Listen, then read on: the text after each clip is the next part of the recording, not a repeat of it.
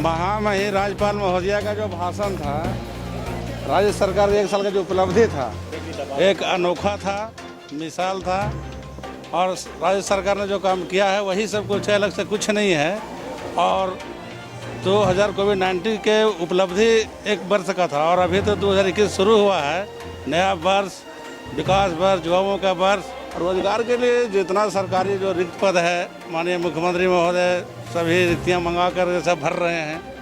और जहाँ श्रम रोजगार मंत्रालय है, वहाँ विभिन्न कंपनियां में सभी लोगों को प्रशिक्षण दे करके रोजगार से जोड़ने काम कर रहे हैं, बड़ा कंपनियां में।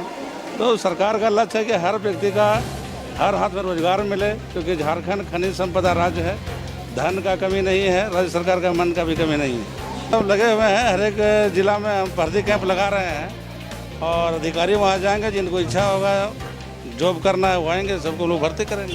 भाजपा का तो यही अब रह गया है, इन लोगों की पहचान हो गई हर चीज़ में आपत्ति जताना।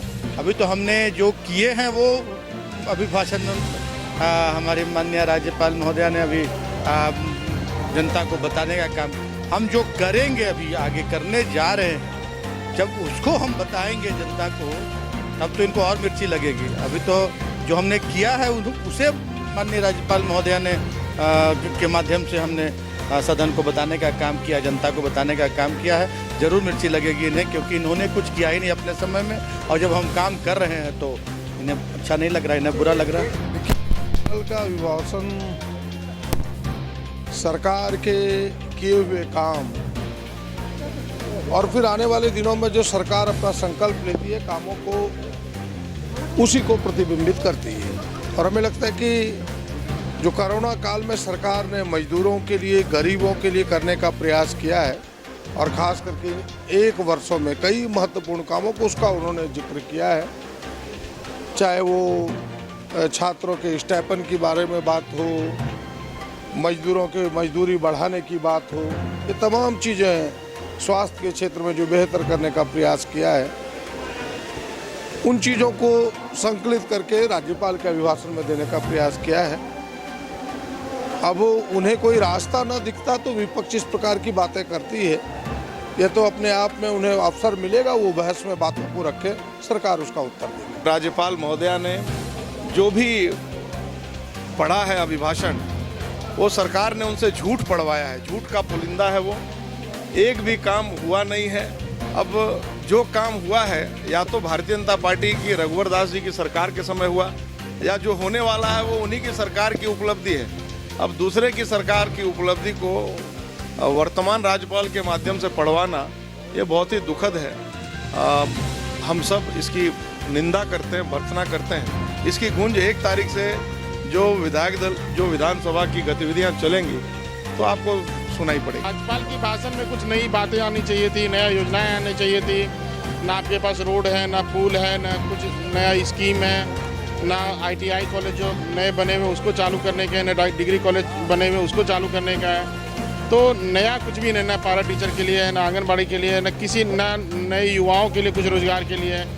तो ये ऐसा तो एक मतलब फॉर्मेलिटी था, समझ लिए, ऐसा बाकी कुछ नहीं था इसमें। कुछ भी नहीं दिखा एकदम, बिल्कुल मतलब कोरोना से भी ज़्यादा निराशा था इसमें। कुछ भी मतलब ऐसा, ना सरकार की उपलब्धि, ना सरकार के प्लान, ना ही मतलब कुछ भी नहीं था, मतलब निरक्षता था, निरक्षता के सिवा कुछ भी नहीं था इसमें।